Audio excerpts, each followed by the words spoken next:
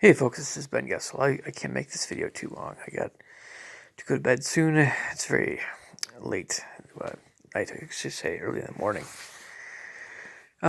Just saw Joker, the new Joker with Joaquin Phoenix, um, yeah, for the first time, and I have a few thoughts. May have a few more thoughts in a second video. We'll see. Obviously, um, well, you guys probably this video is going to be full of spoilers. So I'm going to say this right now. If you haven't seen the movie Joker, don't see this video until after you see the movie, unless you want to see the spoilers. So again, there's spoilers in here. Spoiler alert, right? Do not see this video unless, you know, just go see the movie first, then watch this video. Okay, so it's unlike anything else I've ever seen as far as Joker stuff. It works so well. I was like, oh man, I don't know why they haven't done it before. Heath Ledger's Christopher Nolan version of the Joker was kind of a little bit like that, I suppose, on some level, sure. Yes. But this time around, it was just like clearly the guy who gets beat up and is a victim of, we'll just say evil, straight up evil, other people is always around hypocrites, or, he has to deal with hypocrisy and corruption in the workplace. He has to deal with two-faced people that just use him for their own gain. Um, these are things that we all experience in life on some level or other. So we can all relate to this version of the Joker very well. It's one of the reasons why it's so good. It's also one of the reasons why I might make another video about this. Um, so he goes through a lot of crud. I mean, more crud than you might think. And I do mean some serious psychological and emotional crud, and spiritual crud for that matter. Um, I, he goes through, I think, what would be considered traumatic, more or less, especially with regard to what he learned about his mom. And yeah, if a person feels like garbage, if they honestly just really don't loved by anybody, you can definitely have a kind of person like that turns into a monster. Absolutely, there's no doubt in my mind that if it, with some people, they have dark enough thoughts, dark enough feelings that yeah, they can, yeah.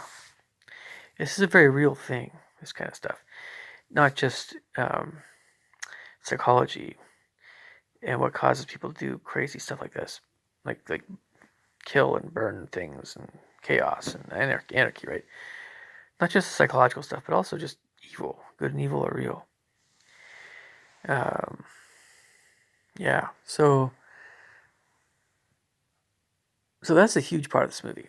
Let's just get that out of the way. Um,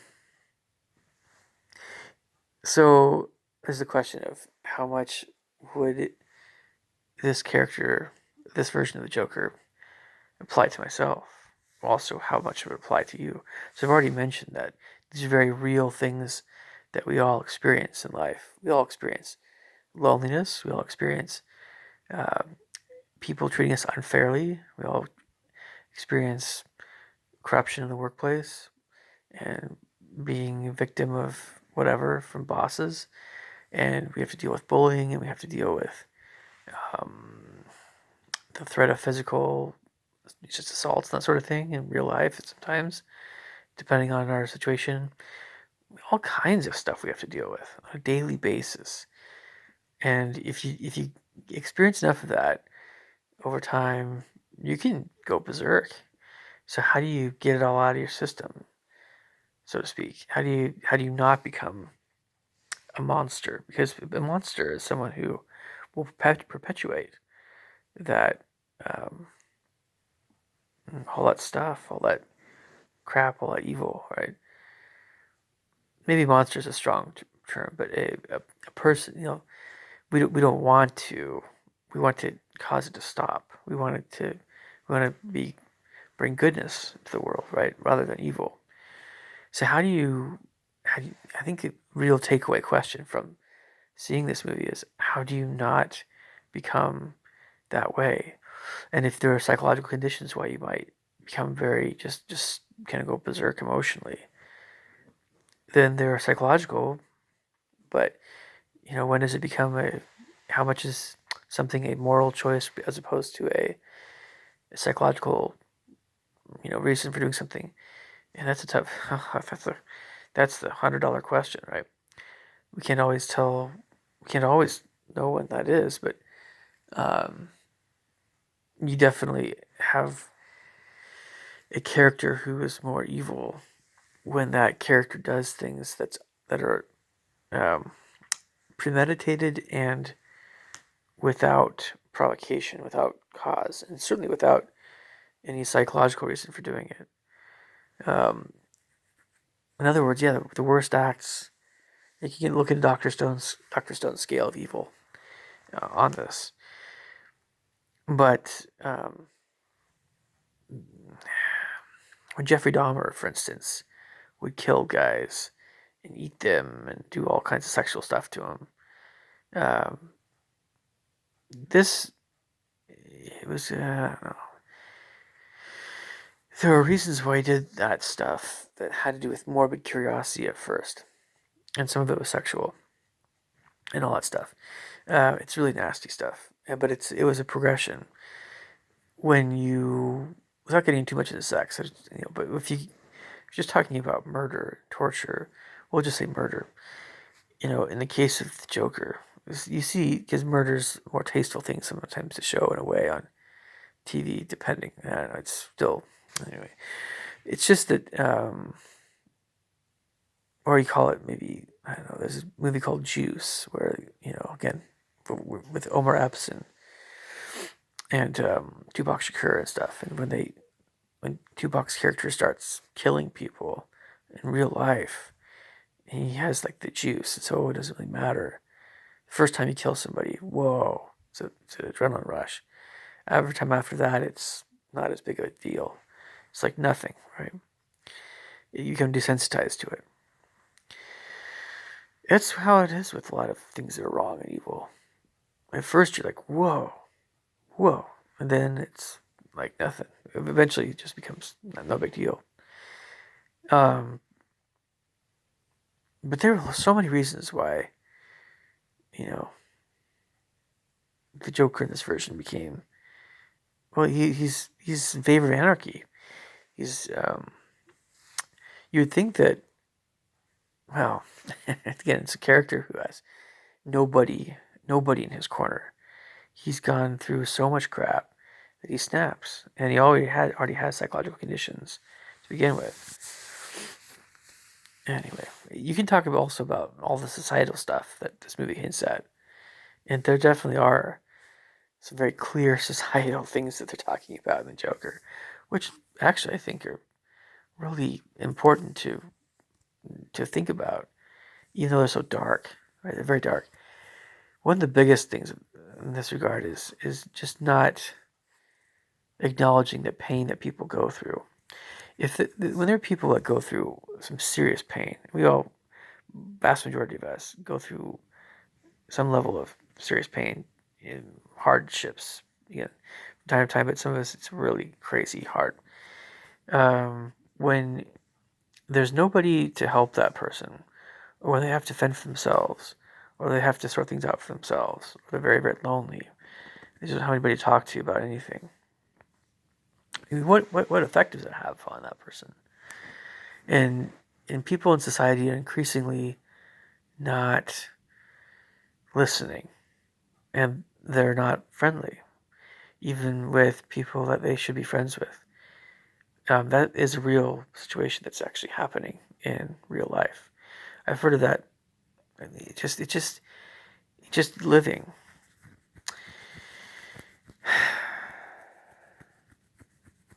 when I was in college, well before the YouTube era was even around, at Central Washington, there was a growing level of something along those lines there. You know, it was self-centeredness, and it was a lot of people that were doing things that were wrong, and some scumbags and things. And there were some great people at Central Washington as well, but it's a real mix.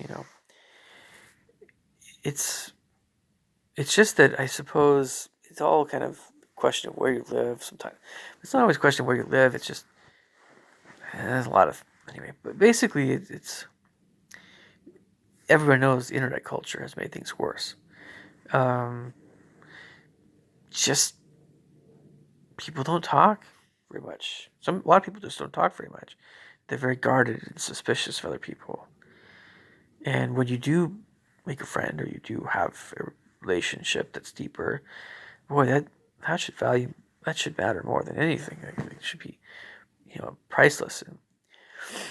And um, this movie is all about, well, what about the people that don't have those relationships, and what happens to them, and what about all people that have psychological conditions, and people make fun of them because of their psychological conditions or whatever effects it has on them.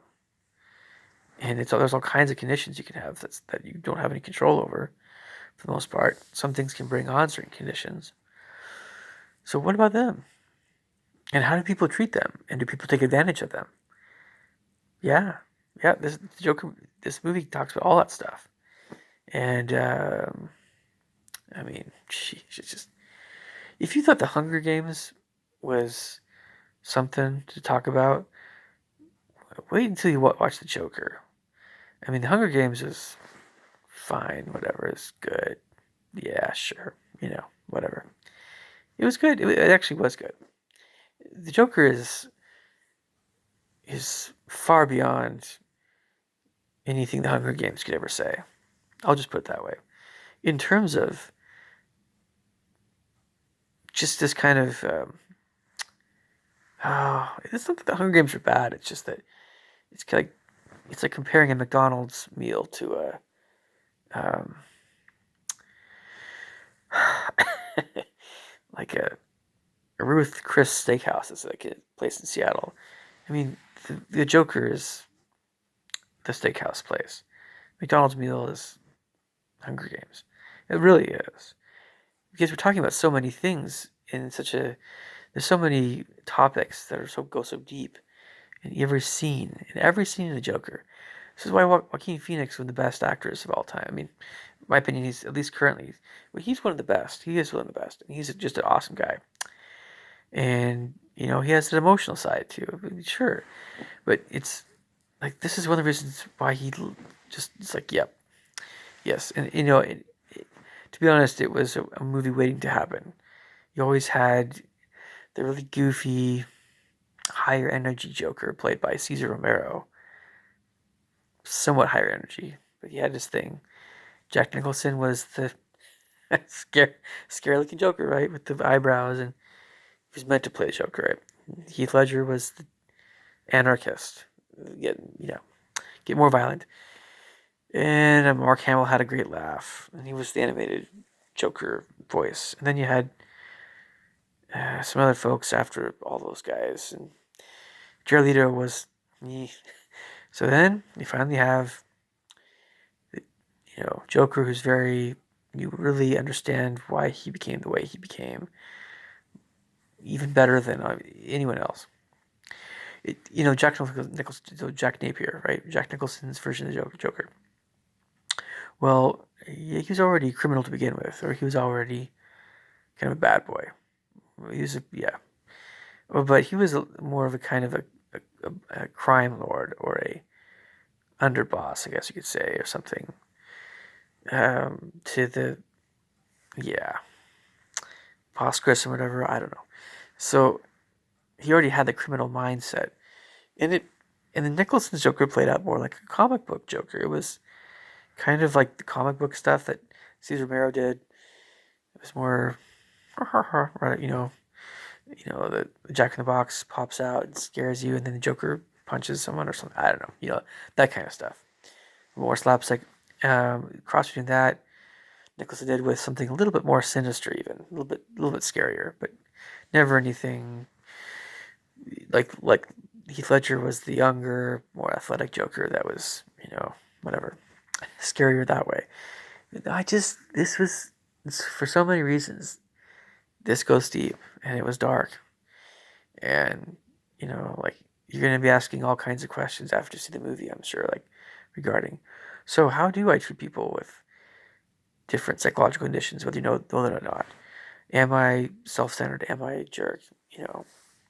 Does college humor's idea of everybody's, I won't say what, but is everybody a ASS hole in some way, right? In some way that you don't know about?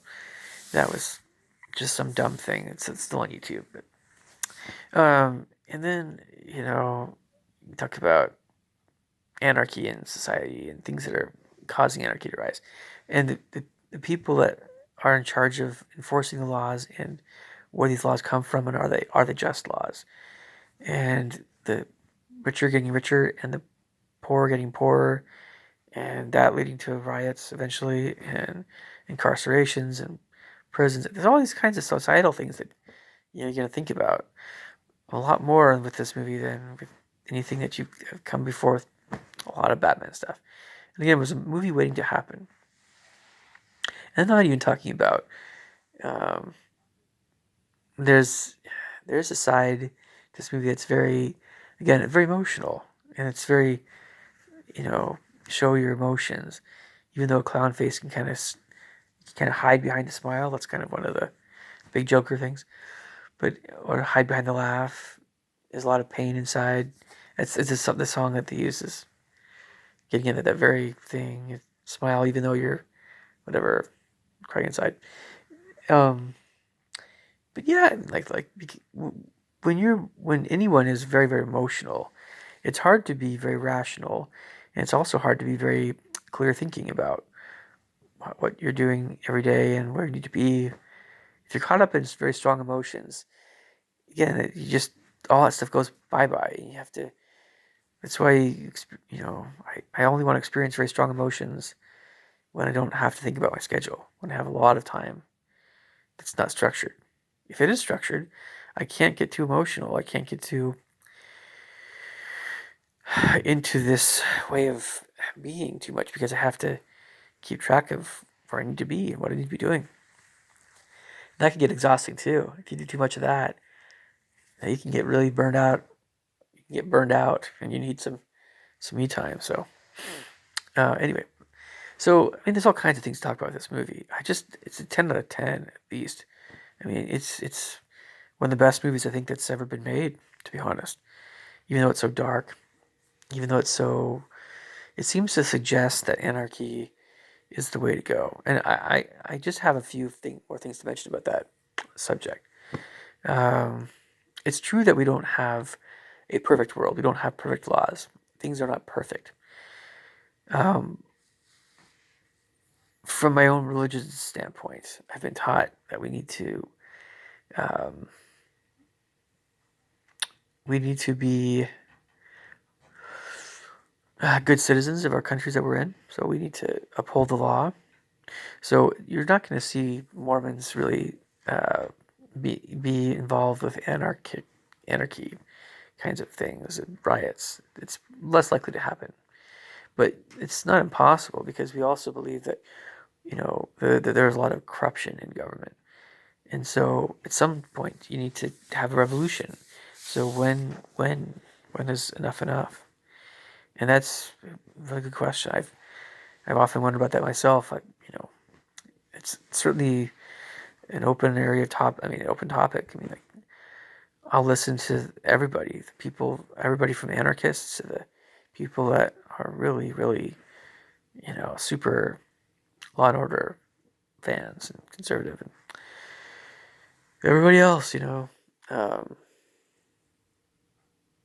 it's just that we don't want life to be unfair or unusually or we all experience crud, but there, a lot of times when people just have this crap that happens to them, and it comes out of left field, we don't expect it. It's what happens to all of us at some point. I mean, we have to ask the question: Is this just? Was this just? And if it's often unjust. And if it's unjust, what can we do to make things right? Um, and do we take matters into our own hands? The character of the Joker, he got to the point where, I mean, he was fired. Again, he was beat up multiple times. His mom was a psycho, and he trusted her some level his whole life, and found out this crap about her, or about whatever he found out was enough. I know what it was, but it's very, very dark to mention this stuff. But and then his employers again just treat him like crap, and this black lady's like his only friend, and I think she somehow was intimate with him, and then she somehow is later afraid of him. So that just like you know, he was the black woman was the last person I think he was ever really had any close feelings to. Well, whatever, maybe a few others, but so yeah, I mean, you know, just if everybody treats you like crap, everyone, I do mean everyone.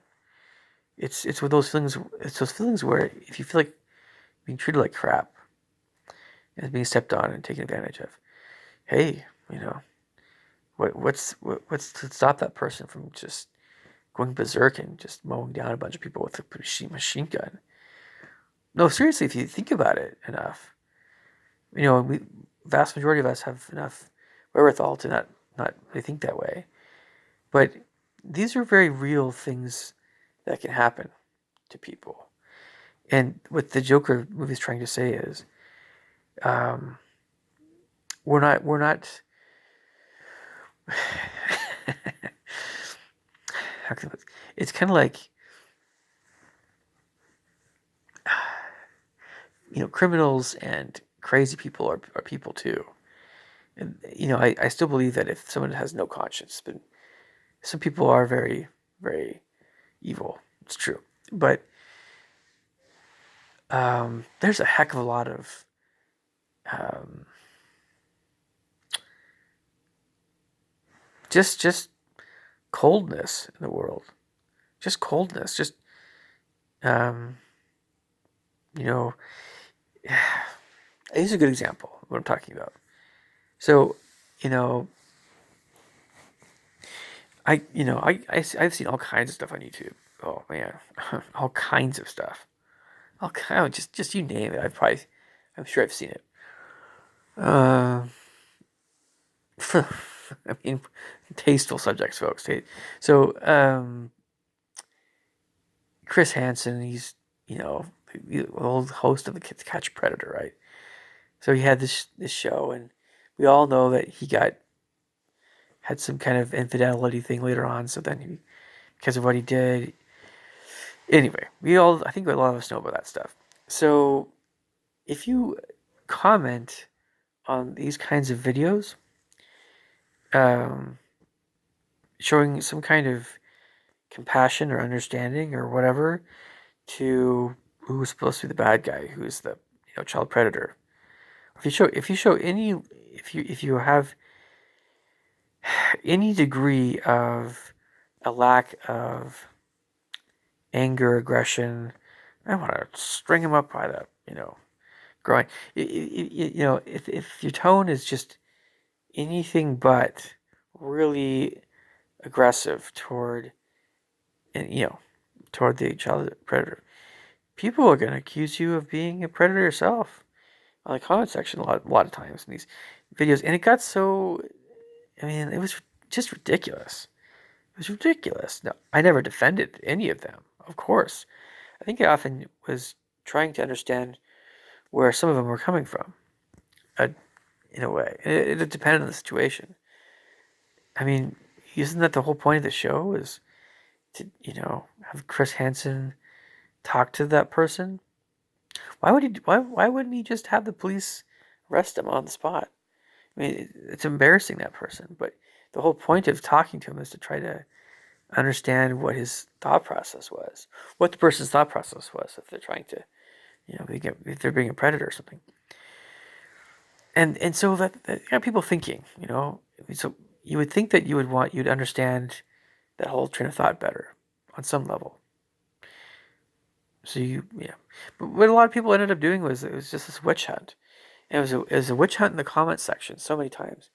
And of course, it was completely nuts. It was bogus. Everything was just bogus.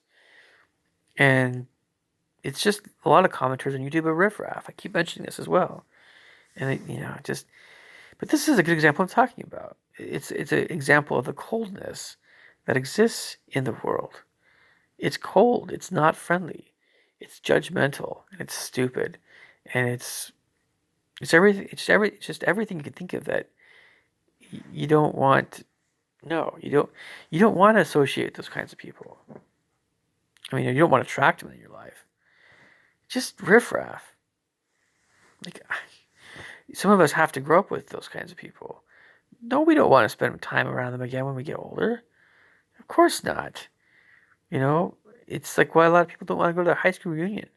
You might have a few good apples in there, but some high schools you don't want to. No, you don't want anything to do with those people.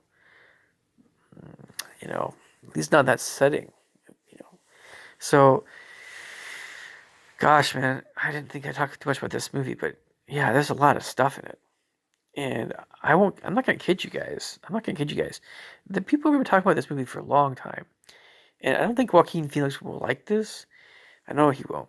But this kind of movie is the kind of movie that can lead to other things.